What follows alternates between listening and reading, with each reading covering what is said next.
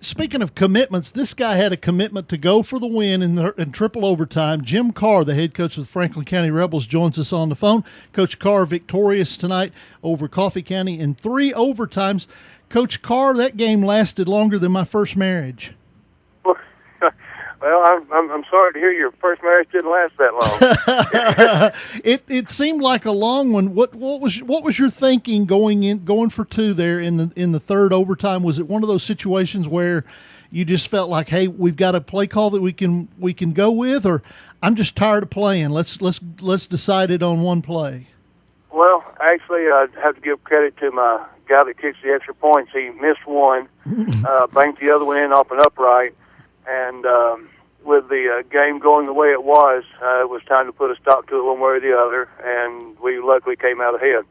I guess you practice running plays and offense a whole lot more than you practice extra points in a regular practice. So statistically, I guess it makes sense, doesn't it? There's all the credit in the world. They brought their A game. They played their hearts out. They left everything on the field, and that's a one heck of a squad. They did not give up. They did not quit, and luckily we came out ahead. And it was a battle all night long. I don't know if I'll ever get my field fixed. I bet it is a quagmire. Yes, it certainly is. Dennis Weaver, Josh Peterson talking to head coach Jim Carr of Franklin County on the Sweet Tea Bakery Hotline. Coach, talk about some of the guys that stood out for you tonight. I know Coffee County had a good night from Alante Taylor.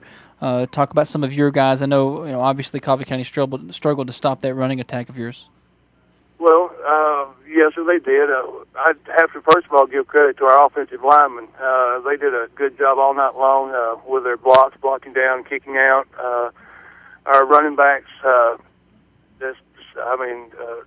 first of all, Dalvin Russell handled the ball all night long. It was a muddy field. We didn't have any turnovers as far as handling the ball. Jai Kinslow did a great job running the ball for us. Also, Mike Leslie, a sophomore, goes both ways, and we put a lot of pressure on him in a lot of situations, and he did a great job running the ball for us. So, those guys right there, I just can't say enough about them. Well, Coach Carr, we appreciate your time as always. I know it is a busy time for you, and next week you've got another home game. You welcome in Hillsboro. Hillsboro's a pretty tough team. Have you seen them on film at all yet? Yes, we have seen Hillsboro on film, and they are a very good team. And we've met a couple of good teams this year down the road, and we'll get our kids ready and we'll prepare for Hillsboro, but we'll take it one step at a time. We've got a couple of injuries that we'll have to deal with, and see how many kids we can get back in the box Friday night. All right, Coach Carr, we appreciate your time as always. Good luck in your preparations for Hillsboro. I know it's homecoming, so you're bound to be tickled about that, and it's time to get on the record. Homecoming, is it more of a distraction than anything else you do all year long? Well, yes, it is a distraction, but it's part of high school. It's part of the community, and you try to get your kids somewhat involved, but try to keep them focused. So keeping the balance there is extremely difficult, but We'll take it as it comes, and we look forward to seeing Hillsboro here Friday night. All right, Coach Carr, we appreciate it. Take care. We'll talk to you soon, okay?